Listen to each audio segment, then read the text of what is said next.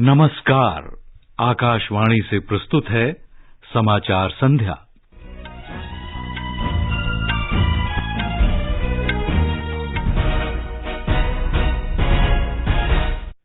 प्रधानमंत्री नरेंद्र मोदी ने यूक्रेन के राष्ट्रपति वोलोदिमीर ज़ेलेंस्की से बातचीत में यूक्रेन में जारी संघर्ष पर चर्चा की।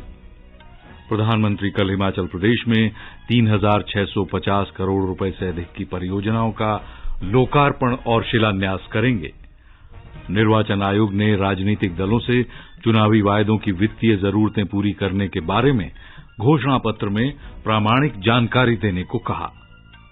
उत्तरकाशी के द्रौपदी का डांडा पर्वत शिखर पर हिमस्खलन में 4 लोगों की मौत और 26 अभी भी फंसे हैं।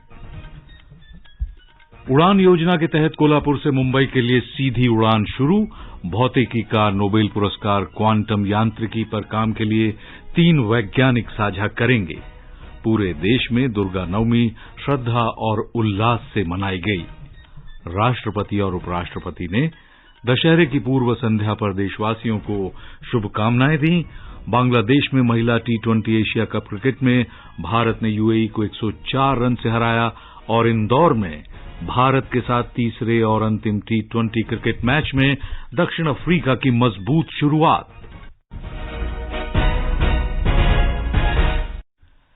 समाचार संध्या में नवीन सक्सेना के साथ मैं मुनीश शर्मा। समाचार विस्तार से। प्रधानमंत्री नरेंद्र मोदी ने आज यूक्रेन के राष्ट्रपति वोलोदिमीर ज़ेलेंस्की के साथ टेलीफोन पर बात की। दोनों ही नेताओं ने यूक्रेन में जारी युद्ध की स्थिति पर चर्चा की। श्री मोदी ने युद्ध की स्थिति को शीघ्र समाप्त करने के अपने आह्वान को दोहराया और बातचीत तथा कूटनीति के रास्ते पर चलने की आवश्यकता पर बल दिया। उन्होंने अपने व्यावहारिक विचार के बारे में कहा कि युद्ध का कोई सैन्य समाधान नहीं हो सकता और भारत के शांति के प्रयासों में योगदान देने की इच्छा की जानकारी भी उन्हें दी।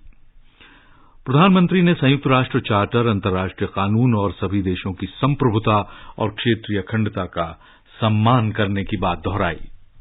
प्रधानमंत्री ने कहा कि भारत यूक्रेन समेत परमाणु प्रतिष्ठानों की सुरक्षा और संरक्षा को महत्वपूर्ण मानता है।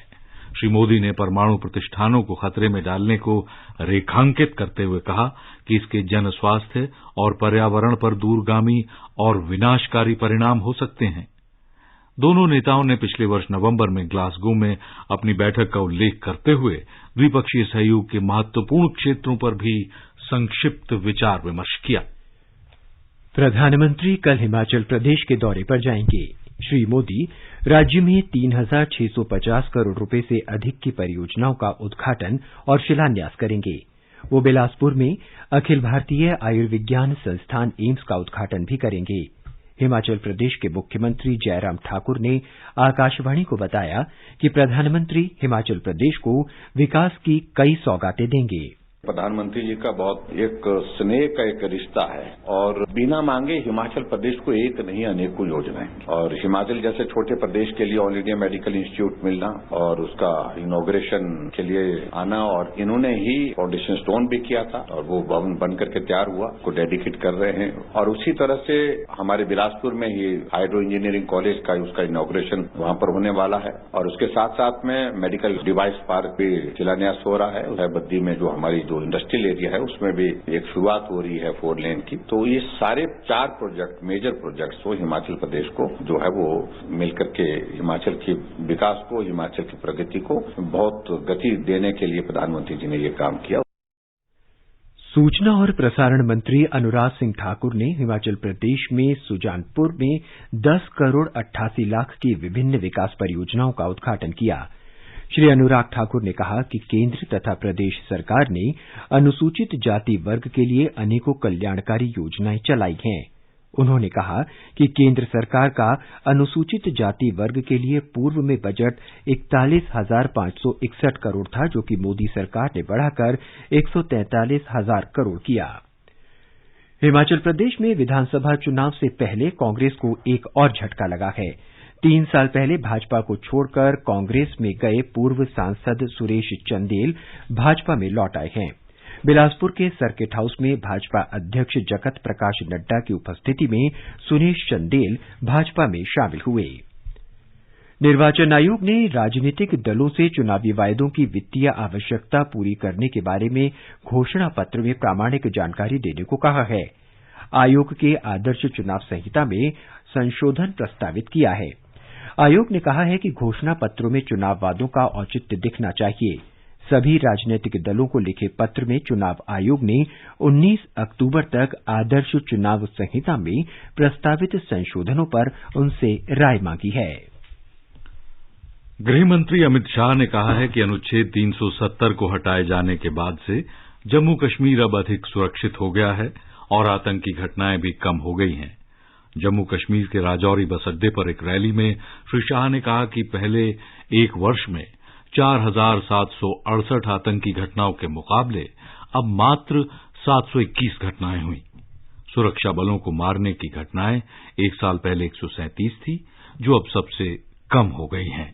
आज की ये रैली उन लोगों को जवाब है जो कहते थे धारा 370 जाएगी तो खून की नदियां बह जाएगी। धारा 370 को हटाने से यहां पिछड़ों को, दलितों को, आदिवासियों को और पहाड़ियों को अपना अधिकार मिलने वाला है।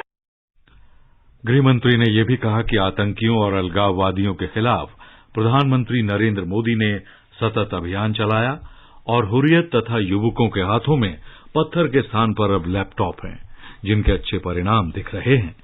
गृहमंत्री ने कहा कि गुज्जरों, बकरवाल और पहाड़ी लोगों को प्रतिनिधित्व देने के लिए परिसीमन आयोग का गठन किया गया, जो पहले एक सपना लगता था।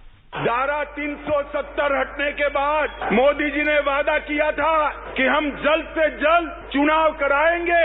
चुनाव के लिए परिसीमन जरूरी था, क्योंकि पहले जो परिसीमन हुआ था ये 3 परिवारों ने अपने लिए किया था। परिसीमन आयोग के नियमों के अनुसार नहीं किया था। पहली बार आजादी के बाद परिसीमन हुआ और ये पहाड़ी क्षेत्र की सीटों में बढ़ोतरी हुई है। गृहमंत्री ने कहा कि आज जम्मू कश्मीर के लोगों की सेवा के लिए ग्राम पंचायत, जिला पंचायत और तहसील पंचायतें हैं, जो पिछले 70 वर्ष में नहीं हुआ करती थीं। देश में सरकार बदली। 2014 से नरेंद्र मोदी जी प्रधानमंत्री बने। मोदी जी ने सबसे पहले पंचायत के चुनाव कराए और 19 के बाद तहसील पंचायत, जिला पंचायत के चुनाव कराए। आज जो पहले 3 परिवार के पास था, इसकी जगह आज 30,000 लोगों के पास जम्मू कश्मीर का शासन आया है। उन्होंने कहा कि अनुच्छेद 370 को हटाए जाने के बाद जम्मू कश्मीर में बाहर से 56,000 करोड़ रुपए का निवेश हुआ, जिससे युवाओं को रोजगार मिलेगा। पहली बार इतिहास में जनवरी 2022 के बाद 1 करोड़ 62 लाख पर्यटक जम्मू कश्मीर में आए। श्री शाह ने कहा कि नरेंद्र मोदी के नेतृत्व की सरकार जम्मू कश्मीर को नई ऊंचाइयों तक ले जाने को प्रतिबद्ध है। राष्ट्रपति द्रौपदी मुर्मू ने कहा है कि यदि राज्य एक दूसरे के सफल विकास मॉडल अपनाते हैं तो देश अमृतकाल में निश्चित रूप से विकसित राष्ट्र बन सकेगा। श्रीमती मुर्मू आज अहमदाबाद में महिला उद्यमियों के लिए गुजरात विश्वविद्यालय के स्टार्टअप प्लेटफॉर्म हर स्टार्ट के उद्घाटन के बाद जनसभा को संबोधित कर रही थीं। उन्होंने गुजरात विश्वविद्यालय में शिक्षा और जनजातीय विकास से जुड़ी विभिन्न परियोजनाओं की आधारशिला रखी। इनमें जनजातियों के लिए 5 हाई स्कूलों का वर्चुअल उद्घाटन, नर्मदा जिले में छात्रावास की आधारशिला और शिक्षा विभाग की 5 बुनियादी ढांचा परियोजनाओं का शुभारंभ शामिल है। राष्ट्रपति ने कहा कि विज्ञान, अनुसंधान और नवाचार क्षेत्र में भारत की स्थिति और मजबूत करने की नींव स्कूली शिक्षा है। उन्होंने कहा कि वैश्विक नवाचार सूचकांक में भारत की स्थिति में सुधार हुआ है और ये 81 में से 14वें स्थान पर आ गया है। विज्ञान, अनुसंधान और इनोवेशन में भारत की स्थिति को और मजबूत बनाने की आधारशिला स्कूली शिक्षा द्वारा ही निर्मित होगी। राष्ट्रीय शिक्षा नीति 2020 के तहत भी भारत को नॉलेज सुपर पावर बनाने का लक्ष्य तय किया गया है। गुजरात ने अन्य क्षेत्र के साथ साथ शिक्षा के क्षेत्र में भी उल्लेखनीय प्रगति हासिल की है। पिछले 2 दशकों में राज्यों में स्कूल ड्रॉप आउट की दर 22% से घटकर 1.37% हो गई है। शिक्षक छात्र रेशियो में भी 40 से सुधरकर 26 तक पहुंच गया है। राष्ट्रपति ने कहा कि महिला उद्यमियों को प्रोत्साहित करने के अलावा हर स्टार्ट पहल उन्हें विभिन्न निजी और सरकारी मंचों से भी जोड़ेगी। इस यूनिवर्सिटी के कैंपस में 450 से अधिक स्टार्टअप कार्य कर रहे हैं और उनके द्वारा रोजगार के अवसर प्रदान किए गए हैं। वर्तमान में इस यूनिवर्सिटी द्वारा 125 से अधिक महिलाओं द्वारा नेतृत्व प्रदान किए जा रहे हैं। स्टार्टअप सक्रिय सहयोग दिया जा रहा है। सिर्फ यही नहीं, करीब 15,000 महिला उद्यमी ऑनलाइन या ऑफलाइन माध्यम से इस इनोवेटिव से जुड़े हुए हैं। रक्षा मंत्री कल उत्तराखंड के औली और माना में सैनिकों के साथ विजयादशमी मनाएंगे। श्री राजनाथ सिंह चमोली में शस्त्र पूजा करने के अलावा सेना के शस्त्र पूजा कार्यक्रम में भी शामिल होंगे। रक्षा मंत्री का बद्रीनाथ दर्शन का भी कार्यक्रम है। इस बीच श्री राजनाथ सिंह आज दोपहर उत्तराखंड के 2 दिन के दौरे पर देहरादून पहुंचे। वायुसेना प्रमुख air chief marshal VR Chaudhari ने कहा है कि वैश्विक स्तर पर हाल के घटनाक्रम किसी भी चुनौती से निपटने के लिए मजबूत सैन्य क्षमता की आवश्यकता को रेखांकित करते हैं। 8 अक्टूबर को वायुसेना दिवस मनाए जाने के संदर्भ में उन्होंने कहा कि भविष्य में युद्धों के अधिक प्रौद्योगिकी संचालित होने के कारण भारतीय वायुसेना नवाचारी प्रयोगों से और सशक्त होने का प्रयास कर रही है। उन्होंने देशवासियों को आश्वासन दिया कि वायुसेना भविष्य की चुनौतियों से निपटने में सक्षम है। The Indian Air Force has proved its capability across the entire spectrum of conflict, ranging from peace, no war, no peace, and conflict situations. Traditionally, wars were fought on the land, sea, and in the air. Today, newer domains of cyber and space are increasingly affecting the conduct of operations even in the traditional realms. To absorb these changes, the Indian Air Force is on a path of transformation so that we can fight and win tomorrow's wars. Air chief martial ने कहा कि चीन की वायुसेना की गतिविधियों पर पूरी नजर रखी जा रही है और वास्तविक नियंत्रण रेखा से लगे क्षेत्रों से सैनिकों की वापसी शुरू हो चुकी है। ये समाचार हमारी वेबसाइट newsonair.com/hindi और हमारे mobile app news on AIR पर भी उपलब्ध हैं। देश भर में धूम मचाए ज्ञान का ये उपहार, मोबाइल पे आजादी क्वेस्ट आया जाति का इतिहास।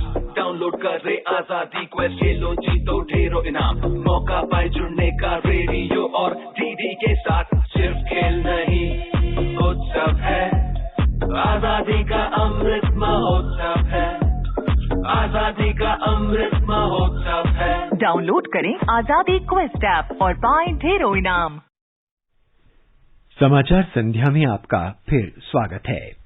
आगे बढ़ने से पहले मुख्य समाचारों पर एक नजर। प्रधानमंत्री नरेंद्र मोदी ने यूक्रेन के राष्ट्रपति वोलोदिमीर जेलेंस्की से बातचीत में यूक्रेन में जारी संघर्ष पर चर्चा की। प्रधानमंत्री कल हिमाचल प्रदेश में 3,650 करोड़ रुपए से अधिक की परियोजनाओं का लोकार्पण और शिलान्यास करेंगे। निर्वाचन आयोग ने राजनीतिक दलों से चुनावी वायदों की वित्तीय आवश्यकता पूरी करने के बारे में घोषणा पत्र में प्रामाणिक जानकारी देने को कहा। उत्तरकाशी के द्रौपदी का डांडा पर्वत शिखर पर हिमस्खलन में 4 लोगों की मौत और 26 अन्य फंसे हैं। उड़ान योजना के तहत कोल्हापुर से मुंबई के लिए सीधी उड़ान शुरू।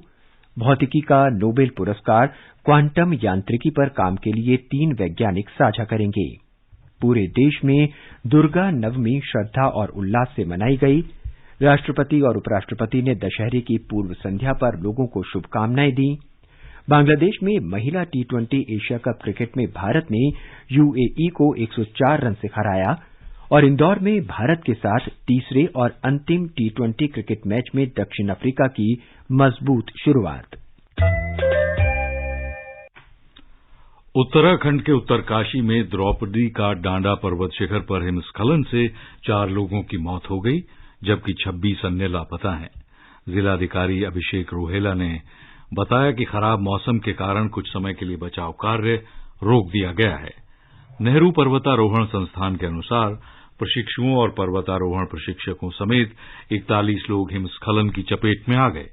जिला प्रशासन, राष्ट्रीय आपदा मोचन बल, राज्य आपदा मोचन बल, सेना और भारत तिब्बत सीमा पुलिस के जवान राहत और बचाव के कामों में जुटे हैं। गृहमंत्री अमित शाह और रक्षा मंत्री राजनाथ सिंह ने हिमस्खलन की इस घटना पर दुख व्यक्त किया है। रक्षा मंत्री ने वायुसेना को बचाव और राहत कार्यों में शामिल होने का निर्देश दिया है और मुख्यमंत्री को आश्वासन दिया है कि केंद्र सरकार हर संभव सहायता प्रदान करेगी।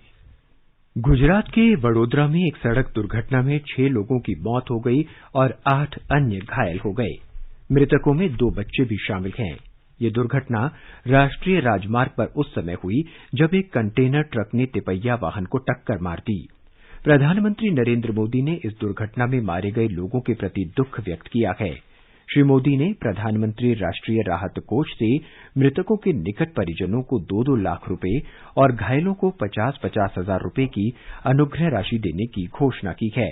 राज्य सरकार ने मृतकों के निकट परिजनों को 4-4 लाख रुपए और घायलों को 50-50 हजार रुपए की सहायता राशि देने की घोषणा की है। नागर विमानन मंत्री ज्योतिरादित्य सिंधिया ने कोल्हापुर से मुंबई की सीधी उड़ान का वर्चुअल उद्घाटन किया। ये विमान सेवा महत्वाकांक्षी क्षेत्रीय कनेक्टिविटी योजना उड़ान के तहत शुरू की गई है। 55 मिनट की उड़ान कोल्हापुर से मुंबई के बीच सप्ताह के 3 दिन मंगलवार, बृहस्पतिवार और शनिवार को चलेगी। श्री सिंधिया ने कहा कि अब तक उड़ान योजना के तहत 433 नए रूटों पर हवाई सेवा शुरू की गई है, जिससे करोड़ यात्रियों को सुविधा मिली है। श्री सिंधिया ने आज जबलपुर इंदौर, जबलपुर और इंदौर ग्वालियर इंदौर हवाई मार्गों का भी शुभारंभ किया। ये उड़ानें केवल मंगलवार, बृहस्पतिवार और शनिवार को चला करेंगी। दिल्ली पुलिस ने प्रतिबंधित popular front of India PFI से कथित रूप से जुड़े 4 लोगों को गिरफ्तार किया है। ये गिरफ्तारियां शाहीन बाग थाने में गैर कानूनी गतिविधि रोकथाम अधिनियम के अंतर्गत दर्ज मामले में की गई हैं। इससे पहले दिल्ली पुलिस ने राष्ट्रीय राजधानी में पीएफआई की इकाइयों पर छापे मारकर इस समूह से जुड़े कुछ लोगों को हिरासत में लिया था। मुंबई की एक विशेष अदालत ने पौत्रा चाल भूमि घोटाला मामले में शिवसेना के राज्यसभा सांसद संजय राउत की न्यायिक हिरासत 10 अक्टूबर तक के लिए बढ़ा दी है। इससे पहले धन शोधन निवारण अधिनियम की एक विशेष अदालत ने उनकी न्यायिक हिरासत 3 अक्टूबर तक बढ़ा दी थी। श्री राउत 1 अगस्त से प्रवर्तन निदेशालय की हिरासत में हैं। महाराष्ट्र सरकार ने राशन कार्ड धारकों के लिए एक दिवाली पैकेज की घोषणा की है। इसके अंतर्गत उन्हें सिर्फ 100 रुपए में 1 लीटर ताड़ के तेल के अलावा 1-1 किलो रवा, चीनी और चने की दाल भी मिलेगी। इस निर्णय से 1 करोड़ 70 लाख परिवारों को लाभ मिलने की संभावना है और इस पर लगभग 486 करोड़ रुपए की लागत आने की संभावना है। भारतीय जनता पार्टी ने अरविंद केजरीवाल के नेतृत्व की दिल्ली सरकार की बिजली सब्सिडी में कथित अनियमितताओं की कड़ी आलोचना की है। भाजपा प्रवक्ता डॉक्टर सुधांशु त्रिवेदी ने आरोप लगाया कि दिल्ली सरकार ने 2 विद्युत वितरण कंपनियों बीएसईएस राजधानी और बीएसईएस यमुना पार द्वारा देय 200 करोड़ रुपए की बकाया राशि माफ कर दी है। उन्होंने कहा कि दोनों वितरण कंपनियों को उपभोक्ताओं से 18% की दर से देरी से भुगतान सरचार्ज लेने की अनुमति दी गई, जबकि उन्होंने दिल्ली सरकार को इस मद पर केवल 12% की राशि का भुगतान किया। दिल्ली में विद्युत वितरण कंपनियों की प्रक्रिया में गंभीर भ्रष्टाचार के तथ्य सामने आए। विद्युत उत्पादन करने वाली कंपनियों का जो बकाया था वितरण कंपनियों पे, जिसके लिए वह दिल्ली सरकार को मिलना था और देनदारी थी प्राइवेट कंपनियों की, परंतु प्रारंभिक बैठकों में ही तकरीबन 3200 करोड़ रुपए से अधिक की उनकी देनदारी को एक प्रकार से वेव ऑफ कर दिया गया। Alain Aspect, John F Clauser और एंटन जेलिंगर को क्वांटम मैकेनिज्म पर अपने कार्य के लिए भौतिकी का नोबेल पुरस्कार देने की घोषणा की गई है। एकेडमी ऑफ साइंसेज ने इन वैज्ञानिकों को उलझे फोटॉन्स, बेल असमानताओं का अतिक्रमण स्थापित करने और महत्वपूर्ण क्वांटम सूचना विज्ञान में उनके अनुभवों के लिए पुरस्कृत करने का निर्णय लिया है। एलन एस्पेक्ट फ्रांस के भौतिकविद हैं, एंटन जेलिंगर ऑस्ट्रेलिया के हैं और जॉन क्लोजर अमेरिका के हैं। भारत का सबसे बड़ा लोक सेवा प्रसारक आकाशवाणी समाचार आजाद भारत की बात आकाशवाणी के साथ श्रृंखला में स्वतंत्रता के 75 वर्ष पूरे होने का उत्सव मना रहा है। इस कार्यक्रम में आकाशवाणी के माध्यम से जीवन के विभिन्न क्षेत्रों में स्वतंत्रता के बाद भारत की विकास यात्रा के बारे में जानकारी दी जाती है। और आज की कड़ी में हम आपके लिए लेकर आए हैं विश्व को भारत के अनुपम उपहार, योग की कहानी।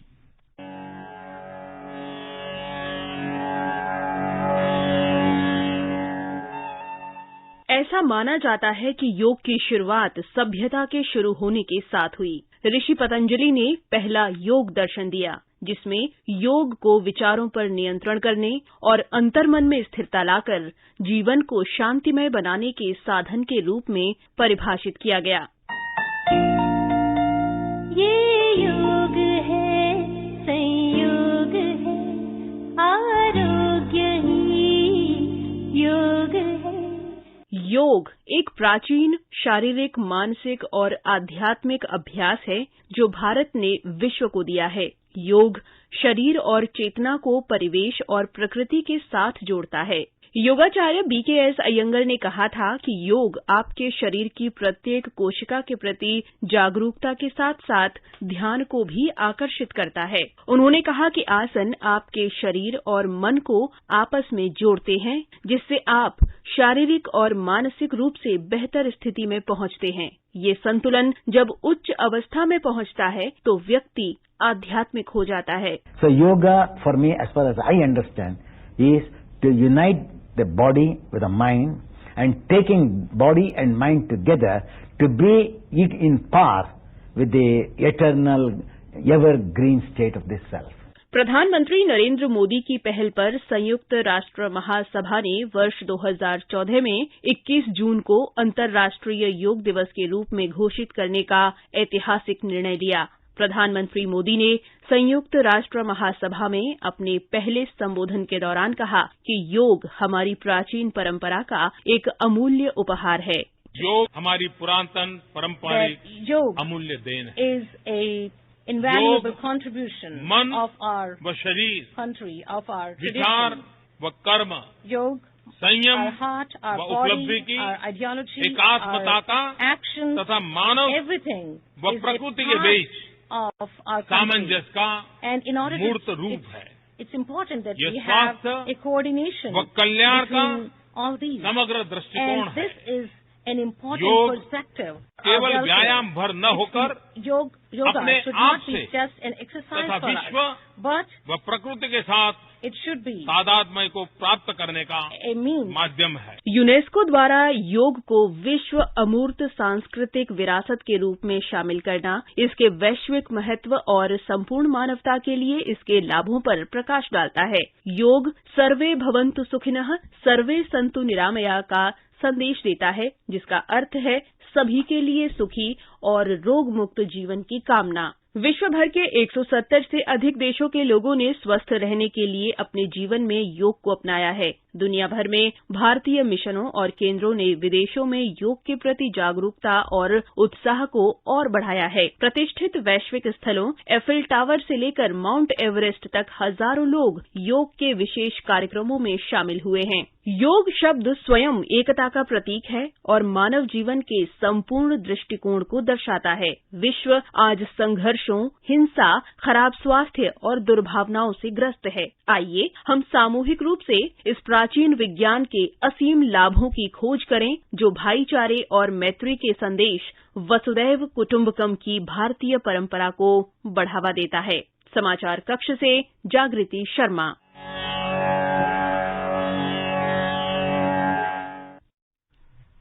आजाद भारत की बात आकाशवाणी के साथ। इस कार्यक्रम को ट्विटर पर @AIR news alerts, YouTube channel news on AIR official, news on AIR app, Facebook और इंस्टाग्राम पर भी सुना जा सकता है। महानवमी का पर्व आज पूरे देश में श्रद्धा और भक्ति के साथ मनाया जा रहा है। षष्ठी पर बोधन और अधिवास के साथ शुरू हुए 5 दिवसीय उत्सव का समापन कल प्रतिमा विसर्जन के साथ होगा। प्रधानमंत्री नरेंद्र मोदी ने कहा कि महासिद्धि यात्री सभी के जीवन में संपन्नता और सफलता लाएगी। उन्होंने ट्वीट महासिद्धिदात्री की स्तुति भी साझा की।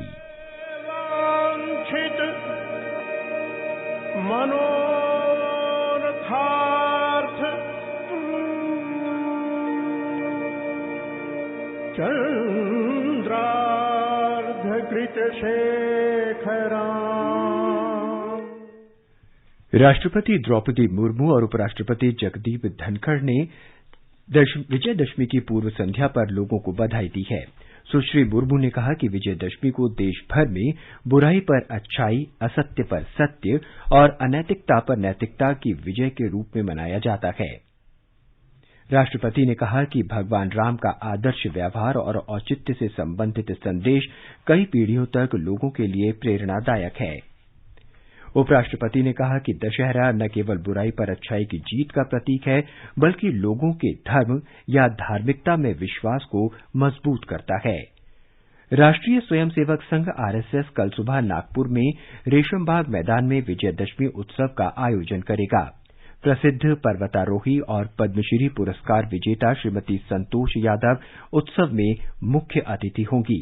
आरएसएस के सर संघचालक डॉक्टर मोहन भागवत मुख्य भाषण देंगे। सूचना और प्रसारण राज्य मंत्री डॉक्टर एल मुरुगन ने विश्वसनीय और सच्ची खबरों के लिए आकाशवाणी और दूरदर्शन की सराहना की है। उन्होंने कहा है कि प्रसार भारती के दोनों संगठनों ने सरकारी कल्याणकारी योजनाओं के बारे में जानकारी के प्रसार के साथ साथ भारतीय संस्कृति और इतिहास तथा राष्ट्र के मूल्य के बारे में जागरूकता पैदा करने में प्रभावशाली भूमिका निभाई है। नई दिल्ली में ग्लोबल न्यूज फोरम में उन्होंने यूक्रेन से भारतीयों को सुरक्षित निकालने के अभियान ऑपरेशन गंगा के दौरान की गई कवरेज की भी सराहना की। और अब आर्थिक जगत की खबरों के साथ हैं सोनू सूद। बंबई शेयर बाजार का सेंसेक्स 2.25% की तेजी से 1,277 अंकों का उछाल दर्ज करते हुए 58,065 पर बंद हुआ। नेशनल स्टॉक एक्सचेंज का निफ्टी भी 2.29% के उछाल से 387 अंकों की बढ़त दर्ज करते हुए 17,274 पर बंद हुआ। अंतर बैंकिंग विदेशी मुद्रा बाजार में डॉलर के मुकाबले रुपया 36 पैसे मजबूत होकर 81.52 प्रति डॉलर के स्तर पर बंद हुआ और ब्रेंट कच्चे तेल का मूल्य $90.20 प्रति बैरल पर था। रेलवे इस वर्ष छठ पूजा तक 179 विशेष रेलगाड़ियां चलाएगी। विशेष रेलगाड़ियां देश भर में दिल्ली पटना, दिल्ली भागलपुर, दिल्ली मुजफ्फरपुर, दिल्ली सहरसा जैसे रेलमार्गों पर चलेगी। रेल मंत्रालय भीड़ पर काबू पाने के उपाय सुनिश्चित कर रहा है। यात्रियों की सुरक्षा सुनिश्चित करने के लिए प्रमुख स्टेशनों पर रेलवे पुलिस बल के अतिरिक्त कर्मी तैनात किए गए हैं। भारत और दक्षिण अफ्रीका के बीच तीसरा और अंतिम मैच इंदौर के होलकर स्टेडियम में खेला जा रहा है। ताजा समाचार मिलने तक दक्षिण अफ्रीका ने 17 ओवर में 2 विकेट पर 177 रन बना लिए हैं। भारत ने टॉस जीतकर गेंदबाजी करने का फैसला किया। बांग्लादेश में महिला टी20 एशिया कप क्रिकेट में भारत ने आज संयुक्त अरब अमीरात को 104 रन से हराया। भारत ने 20 ओवर में 5 विकेट पर 178 रन बनाए। संयुक्त अरब अमीरात की टीम 20 ओवर में सिर्फ 74 रन की बना सकी। शुक्रवार को भारत का मुकाबला पाकिस्तान से होगा। और अंत में इस बुलेटिन के मुख्य समाचार एक बार फिर। प्रधानमंत्री नरेंद्र मोदी ने यूक्रेन के राष्ट्रपति वोलोदिमीर जेलेंस्की से बातचीत में यूक्रेन में जारी संघर्ष पर चर्चा की। प्रधानमंत्री कल हिमाचल प्रदेश में 3,650 करोड़ रुपए से अधिक की परियोजनाओं का लोकार्पण और शिलान्यास करेंगे। निर्वाचन आयोग ने राजनीतिक दलों से चुनावी वायदों की वित्तीय आवश्यकता पूरी करने के बारे में घोषणा पत्र में प्रामाणिक जानकारी देने को कहा। उत्तरकाशी के द्रौपदी का डांडा पर्वत शिखर पर हिमस्खलन में 4 लोगों की मौत और 26 अन्य अभी भी फंसे हैं। उड़ान योजना के तहत कोल्हापुर से मुंबई के लिए सीधी उड़ान शुरू। भौतिकी का नोबेल पुरस्कार क्वांटम यांत्रिकी पर काम के लिए 3 वैज्ञानिक करेंगे साझा। पूरे देश में दुर्गा नवमी श्रद्धा और उल्लास से मनाई गई। राष्ट्रपति और उपराष्ट्रपति ने दशहरे की पूर्व संध्या पर लोगों को दी शुभकामनाएं। बांग्लादेश में महिला टी20 एशिया क्रिकेट मैच में भारत ने यूएई को 104 रन से हरा दिया है। और इसके साथ ही समाचार संध्या का ये अंक समाप्त हुआ। नमस्कार।